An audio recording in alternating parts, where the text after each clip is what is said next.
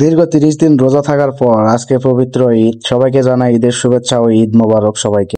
ঈদের নামাজ আদায় করতে যাচ্ছি ঈদগাহ ময়দানে, সঙ্গে আছে ছেলে পেলে, তাদেরকে সবাইকে নিয়ে একসঙ্গে ঈদের নামাজ আদায় করতে যাচ্ছি।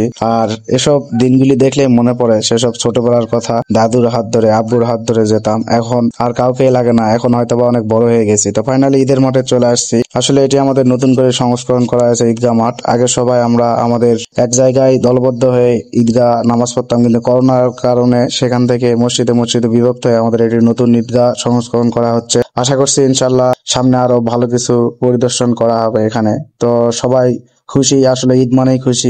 বয়স্ক, বুড়ো, ছেলে সবাই খুশি। আসলে চারদিকে আমাদের প্রায় 3 পাড়ার লোকেরা এসে নামাজ আদায় করি আমরা এখানে। তো আমার এক দাদু আমাকে দেখতে পেয়ে সে হাই ফাই দিচ্ছে, আসলে সে জানাচ্ছে আমি আছি। আর আসলে সত্যি কথা বলতে আমাকে গ্রামের মুরব্বী থেকে শুরু করে ছোট ছেলে পর্যন্ত সবাই আলহামদুলিল্লাহ অনেক ভালোবাসে, যেটি আমি তাদের কাছ থেকে, আল্লাহর কাছ থেকে অনেক বড় একটি চাওয়া আমি পেয়ে গেছি আলহামদুলিল্লাহ। আমি চাই সবসময় মানুষ আমাকে ভালোবাসুক, আমি মানুষকে ভালোবাসবো। আসলে তাদের ভালোবাসা নিয়ে আমি থাকতে চাই। তাই আশেপাশে সব ছেলেপেলেরা ছড়িয়ে ছিটিয়ে আছে। আর আজকে আমার একটু লেট হয়ে গেছে, যার কারণে আমি সঠিকভাবে নির্ধারিত সময় তাদের সঙ্গে অ্যাটেন্ড করতে পারিনি।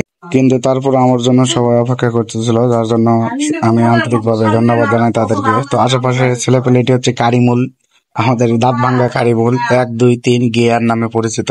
এই ঈদের মাঠে সবাই একত্রিত হয়ে যেন একটি মিলন মেলা ঘটে যায়। ফাইনালি নামাজ শেষ করে হুজুর খুতবা দিচ্ছে, খুতবাটি সবাই মনোযোগ দিয়ে শুনতেছি। আর খুতবা শোনা ওয়াজিব, যার কারণে সবাই মনোযোগ দিয়ে খুতবাটি শুনতেছি। আসলে অনেক সুন্দরভাবে বক্তৃতা দিচ্ছেন তিনি, আমার অনেক প্রিয় একটি হুজুর। তো ফাইনালি নামাজ শেষ করলাম। আজকে বিশেষ করে মিস করতেছি আমাদের প্রবাসী গ্রামের লোকদের, সবার সঙ্গে একটু খোলাখুলি মোলাকাত করে শেষ করব।